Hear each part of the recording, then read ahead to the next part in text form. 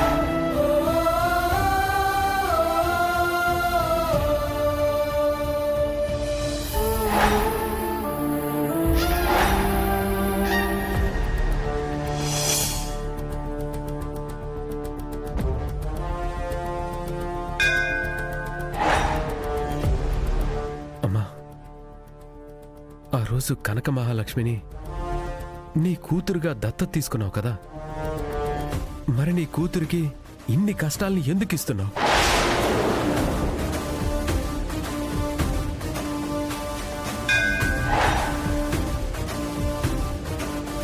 పాపం చేయటమే తెలియని లక్ష్మికి తను ఏ పాపం చేసిందని ఇన్ని సమస్యలు సృష్టిస్తున్నావు.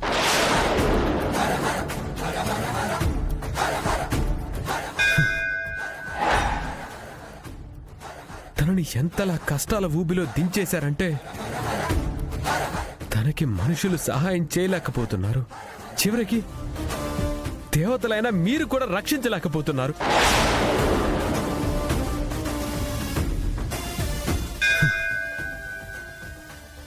అందుకే తనకి ఏం చేయాలో తెలియట్లేదు.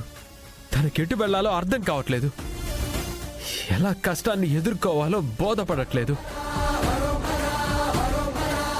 తను బాధపడుతూ నా నుంచి దూరంగా వెళ్ళిపోయిందమ్మా. దూరంగా వెళ్ళిపోయింది.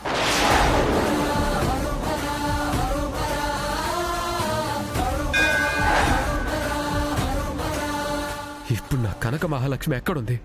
ఇప్పుడు నా కనక మహాలక్ష్మి ఎక్కడుంది?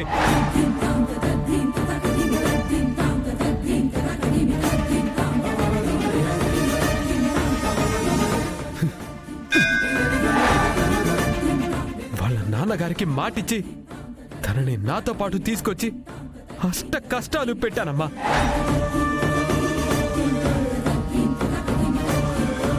తనకి వాళ్ళ ఇంట్లో ఏం తక్కువని నన్న రోజు తన మెడలో తాళి కట్టేలా చేశావు. వాళ్ళమ్మ నాన్న తనని కడుపులో పెట్టుకొని చూసుకునే వాళ్ళు కదా. అలాంటి కనకాన్ని నేను తీసుకొచ్చి ఇప్పుడు దిక్కులేని దాన్ని చేసి వీధి పాలు చేశాను. తను ఎక్కడికి వెళ్తుంది? అమ్మ నాన్నల దగ్గరికి వెళ్ళలేదు. నా దగ్గరికి తిరిగి రానని చెప్పి మరీ వెళ్ళిపోయింది. ఎక్కడుందో, తను ఎన్ని కష్టాలు పడుతుందో.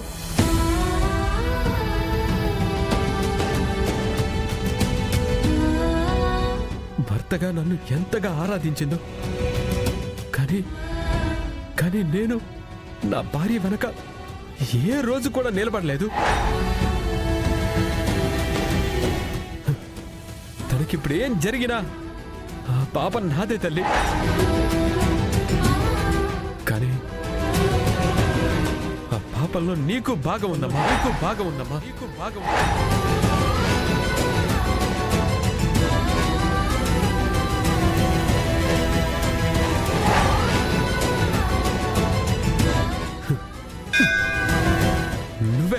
నువ్వే నా కనక మహాలక్ష్మి నాకు చూపించాలి.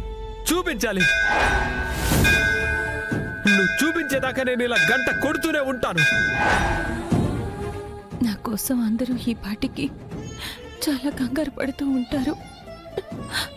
ముఖ్యంగా యమునమ్మ గారు నిద్రాహారాలు మానేసి నా కోసం చూస్తూ ఉంటారు. మీ హరి గారు అయితే చాలా బాధపడుతూ ఉంటారు.